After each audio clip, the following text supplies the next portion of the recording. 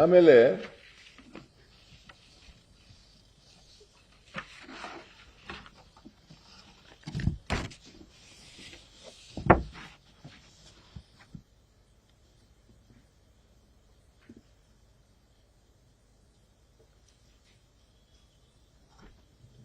ಕೇಂದ್ರ ಸರ್ಕಾರ ಜಿಎಸ್ಟಿ ತಂದ ಮೇಲೆ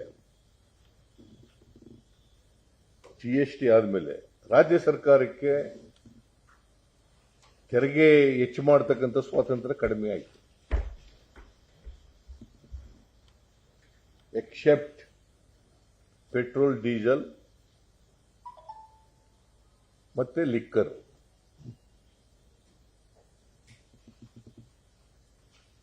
ಸ್ಟ್ಯಾಂಪ್ ಡ್ಯೂಟಿ, ಮೋಟಾರ್ ಟ್ಯಾಕ್ಸ್ ಇಷ್ಟು ಬಿಟ್ರೆ ಬೇರೆ ಎಲ್ಲಿದೆ ನಮಗೆ? ಜಿಎಸ್ಟಿ ಎಲ್ಲ ಅವರೇ ಕಲೆಕ್ಟ್ ಮಾಡ್ತಾರೆ, ಇನ್ಕಮ್ ಟ್ಯಾಕ್ಸ್ ಅವರೇ ಕಲೆಕ್ಟ್ ಮಾಡ್ತಾರೆ, ಕಾರ್ಪೊರೇಟ್ ಟ್ಯಾಕ್ಸ್ ಅವರೇ ಕಲೆಕ್ಟ್ ಮಾಡ್ತಾರೆ, ಎಕ್ಸೈಸ್ ಡ್ಯೂಟಿ ಅವರೇ ಕಲೆಕ್ಟ್ ಮಾಡ್ತಾರೆ. ರಾಜ್ಯ ಸರ್ಕಾರಕ್ಕೆ ಇರ್ತಕ್ಕಂಥದ್ದು ಪೆಟ್ರೋಲ್, ಡೀಸೆಲ್ ಮೇಲೆ ಸೇಲ್ ಟ್ಯಾಕ್ಸ್ ಹಾಕೋದು. ಅದು ಬಿಟ್ರೆ ಲಿಕ್ಕರ್ ಮೇಲೆ ಬೆಲೆ ನಿಗದಿ ಮಾಡೋದು, ಸ್ಟ್ಯಾಂಪ್ ಡ್ಯೂಟಿ ಮತ್ತೆ ಇದು ಲ್ಯಾಂಡ್ ವ್ಯಾಲ್ಯೂ ಮೇಲೆ. ಇದು ಬಿಟ್ರೆ ಇನ್ ಬಾಕಿ ಎಲ್ಲ ಜಿಎಸ್ಟಿ ಎಲ್ಲ ಅವರೇ ಕಲೆಕ್ಟ್ ಮಾಡ್ತಾರೆ. ನಮಗೆ ಅದರಲ್ಲಿ ರಾಜ್ಯದ ಪಾಲು ಕೂಡ ಕಡಿಮೆ ಕೊಡ್ತಾರೆ.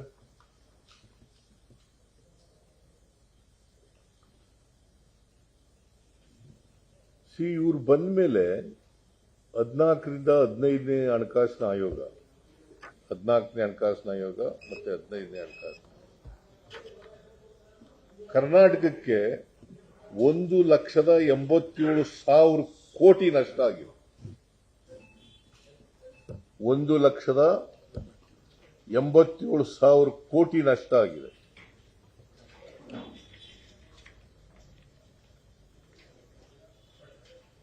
ನಮ್ಮ ತೆರಿಗೆ ಪಾಲು ಕಡಿಮೆ ಆಯಿತು. ನಮಗೆ ಕರ್ನಾಟಕ ಬರ್ತಕ್ಕಂಥದ್ದು, ಕೇಂದ್ರದಿಂದ ಬರ್ತಕ್ಕಂಥ ಹಣ ಕಡಿಮೆ ಆಯಿತು. ಒಂದು ದಿನ ಪಾರ್ಲಿಮೆಂಟ್ನಲ್ಲಿ ಬಿಜೆಪಿಯವರು ಮಾತಾಡಲಿಲ್ಲ. 25 ಜನ ಗೆದ್ದೋದ್ರು ಕೂಡ ಒಂದು ದಿನ ಮಾತಾಡಲಿಲ್ಲ.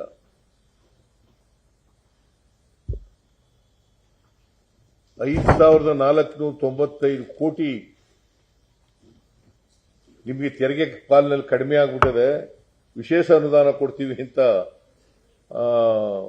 15 ಫೈನಾನ್ಸ್ ಕಮಿಷನ್ ಅವರು ಹೇಳಿದ್ರು ಕೂಡ ಕೊಡಲಿಲ್ಲ. ಅದರ ಬಗ್ಗೆ ಮಾತಾಡಲಿಲ್ಲ. ಪೆರಿಫೆರಲ್ ರಿಂಗ್ ರೋಡ್ಗೆ 3,000 ಕೋಟಿ ಕೊಡ್ತೀವಿ ಅಂತಂದ್ರು, ಅದ್ರ ಬಗ್ಗೆ ಮಾತಾಡಲಿಲ್ಲ. ಬೆಂಗಳೂರಿನಲ್ಲಿ ಇರ್ತಕ್ಕಂಥ ಕೆರೆಗಳ ಅಭಿವೃದ್ಧಿಗೆ 3,000 ಕೋಟಿ ಕೊಡ್ತೀವಿ.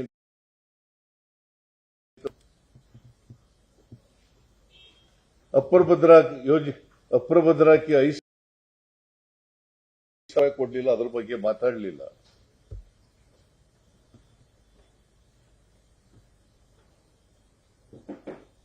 ಇವರು ಪೆಟ್ರೋಲ್ ಬೆಲೆ ಏರಿಕೆ ಆದಾಗ ಮಾತಾಡಲಿಲ್ಲ, ಡೀಸೆಲ್ ಬೆಲೆ ಏರಿಕೆ ಆದಾಗ ಮಾತಾಡಲಿಲ್ಲ, ಕ್ರೂಡ್ ಆಯಿಲ್ ಬೆಲೆ ಕಡಿಮೆ ಆದರೂ ಕೂಡ ಅಂತಾರಾಷ್ಟ್ರೀಯ ಮಾರ್ಕೆಟ್ನಲ್ಲಿ ಮಾತಾಡಲಿಲ್ಲ, ರಾಜ್ಯ ಸರ್ಕಾರಕ್ಕೆ ಬರಬೇಕಾದಂತಹ ಹಣ ಬರದೇ ಹೋದಾಗಲೂ ಕೂಡ ಮಾತಾಡಲಿಲ್ಲ. ನಿರ್ಮಲಾ ಸೀತಾರಾಮನ್ ಬಜೆಟ್ನಲ್ಲಿ ಹೇಳಿದ್ರು ಅಪ್ಪರ್ ಭದ್ರಾಕ್ಕೆ 5,300 ಕೋಟಿ ಕೊಡ್ತೀವಿ. ಬಸವರಾಜ ಬೊಮ್ಮಾಯಿ ಅವ್ರ ಬಜೆಟ್ನಲ್ಲಿ 5,300 ಕೋಟಿ ಕೊಡ್ತೀವಿ ಅಂತ.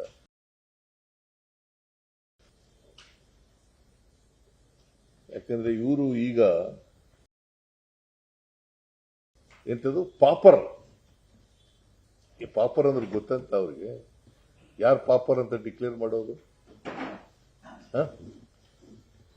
ಪಾಪರ್ ಅಂದ್ರೆ ಡೆಫಿನೇಷನ್ ಗೊತ್ತಾ ಅವನಿಗೆ, ಅಶೋಕನಿಗೆ?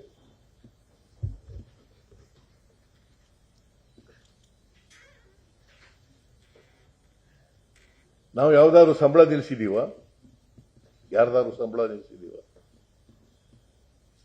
ಯಾವ್ದಾದ್ರು ಬಜೆಟ್ನಲ್ಲಿ ಹೇಳಿರ್ತಕ್ಕಂಥ ಗ್ರಾಂಟ್ಗಳಿಗೆ ದುಡ್ಡು ಕೊಡದೆ ನಿಲ್ಲಿಸಿದೀವ?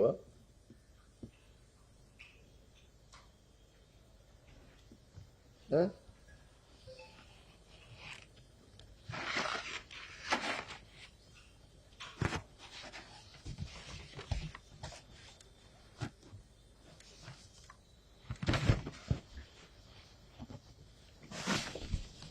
ಆಮೇಲೆ ನರೇಂದ್ರ ಮೋದಿ ಅಧಿಕಾರಕ್ಕೆ ಬಂದಾಗ